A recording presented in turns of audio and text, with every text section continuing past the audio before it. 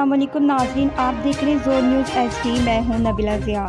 خبر شامل کرتے ہیں کراچی سے۔ Pakistan Peoples Party district senator کے صدر اور نو منتخب سینیٹر سید مسرور احسن صاحب کی جانب سے ان کے سینیٹر منتخب ہونے کی خوشی میں پیپلز پارٹی ضلعی وسطی کے تمام کارکنان کو اپنی رہائش گاہ پر کارکنان کے اعزاز میں استقبالیہ اور عشائیہ دیا گیا، جس میں پی پی پی کراچی ڈویژن کے صدر صوبائی وزیر بلدیات سید غنی صاحب، پی پی پی سندھ کے جنرل سیکریٹری سینیٹر وقار مہندی صاحب، چنیسر ٹاؤن کے چیئرمین فرحان نے بھی خصوصی شرکت کی۔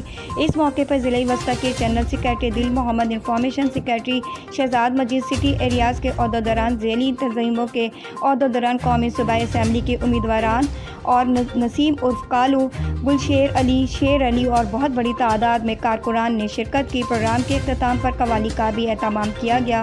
انفارمیشن سیکریٹری اکرم رحمان، ضلعی وسطی، پاکستان پیپلز پارٹی۔ رپورٹ کر رہی تھی نبیلہ ضیاء، زور نیوز۔